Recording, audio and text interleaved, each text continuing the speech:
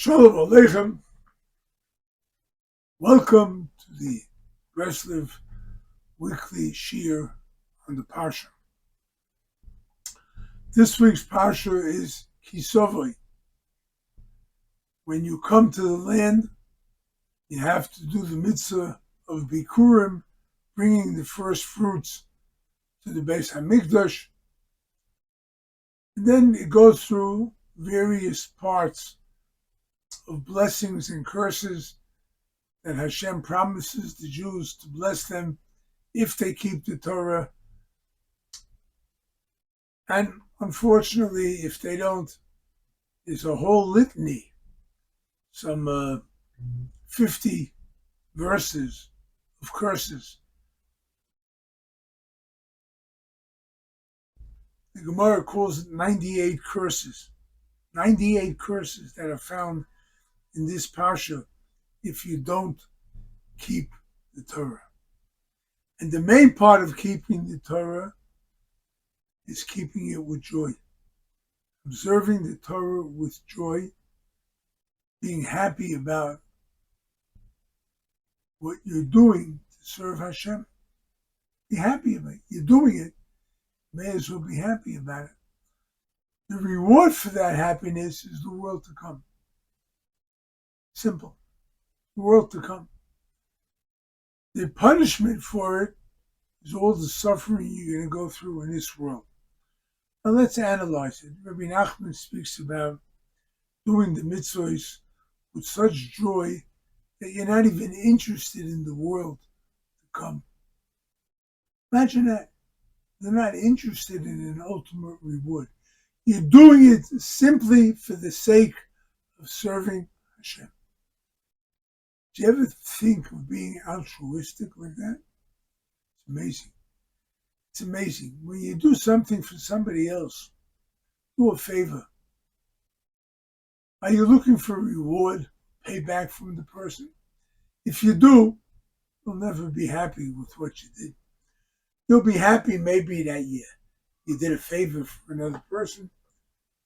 But if you do it altruistically,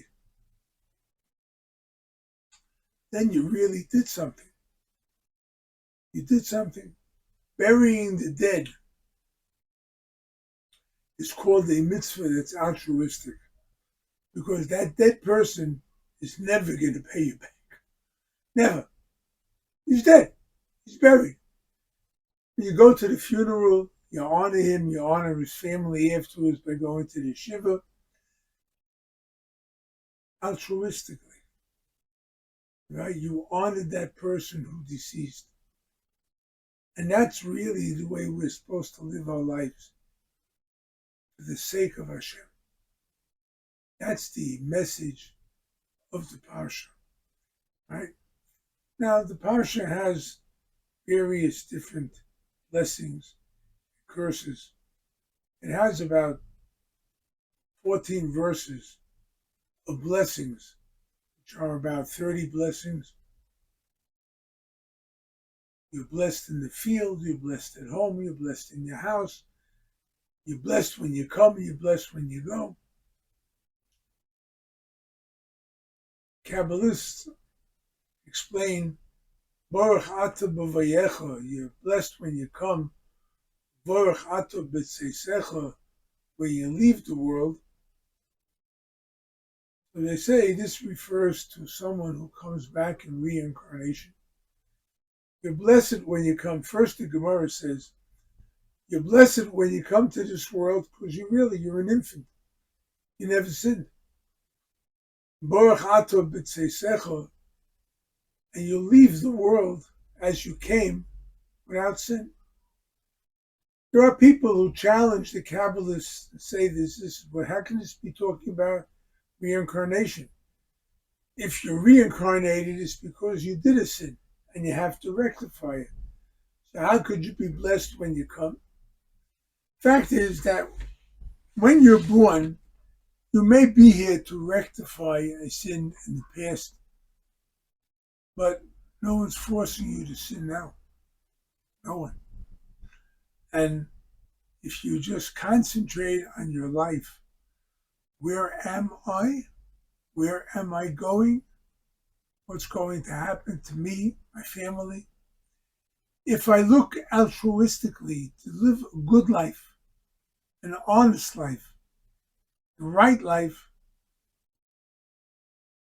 then I'm okay. I'm okay. If I'm always looking for reward, for pay, for this, it just doesn't work. It doesn't come out that way. So let us all think of the world to come, right? Let us all think that there is a world to come. Okay, we have to believe in it. We have to believe there's going to be a resurrection, but we don't have to look forward for reward. The reward is what I am doing today. That's what Rabbi Nachman teaches. I today am doing whatever it is I can. I have to go out to work. I have to help my family. Of course, I have to do daven and learn and whatever the mitzvahs that I have to do today. Right? I do that, and I'm happy with it. I'm happy with what I'm doing. If you find satisfaction in your life, and that's how the parsha starts off with Bikurim, with the first fruits. You should praise Hashem and thank Hashem, right? Be happy with what you have. Be happy with what's going on in your life and do the best you can. And then we'll all be very, very happy. Last night, I attended the wedding of a grandchild. It's my 12th grandchild to get married. And it was a very, very happy wedding, a beautiful wedding. And at one point, I found myself in a dance circle. I was with my son, grandson, and several great-grandchildren. Could I ever ask for anything more? Just the nachas of seeing that is enough to give me strength for the rest of my life. May Hashem help us that we all merit to that. We all merit to see the coming of Mashiach, building of the Beis HaMikdash.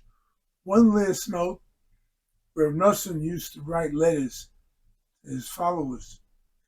When he came to Pashas Kisovoi, he would always write Kisovoi L'Uman, when you come to Uman, right? Now it's really time for us to start planning about going to Uman. Be'ez Hashem, next week we'll talk more about it.